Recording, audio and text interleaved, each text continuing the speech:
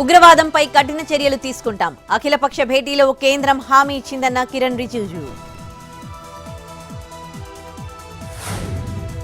ఉగ్రదాడికి పాల్పడిన వారిని ఎవరిని వదిలిపెట్టబోం. టెర్రరిస్టులు భారత్ ఆత్మస్థైర్యం దెబ్బతీయలేరన్న ప్రధాని మోడీ. రేపు జమ్మూ కశ్మీర్లో పర్యటించనున్న రాహుల్. అనంతనాగ్ హాస్పిటల్లో ఉగ్రదాడి బాధితులకు పరామర్శ.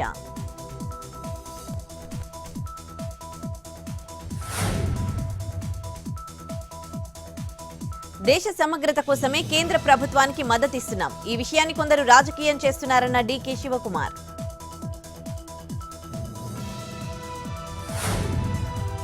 ఉగ్రవాదులు ఎక్కడున్నా ఏరేయాలి, మనకు మంచితనం ఎక్కువైపోయిందన్న పవన్.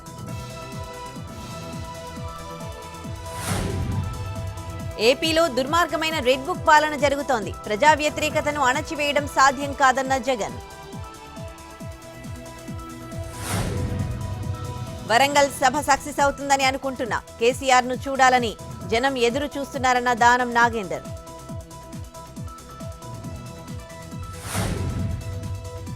కూటమి ప్రభుత్వానికి ఏడాదైనా ఆర్థిక పరిస్థితిపై స్పష్టత రావడం లేదు. అప్పులపై ఎవరు నోటికి ఏదొస్తే అది మాట్లాడుతున్నారన్న బుగ్గన.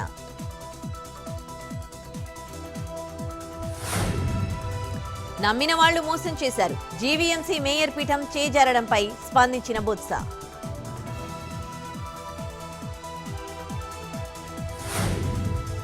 హైదరాబాద్ లో యూట్యూబర్ శ్యామ్ సహా మరో మహిళ అరెస్ట్.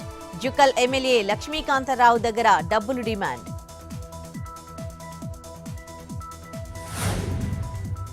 ధరణి భూస్వాములు పెద్దలకు మాత్రమే ఉపయోగపడింది. రైతులను ఇబ్బందులకు గురిచేసిందన్న ఎమ్మెల్యే కడియం శ్రీహరి. పెహల్గాం ఘటన నేపథ్యంలో హైదరాబాద్ లో హై అలర్ట్. సున్నితమైన ప్రాంతాల్లో పోలీసుల ప్రత్యేక నిఘా.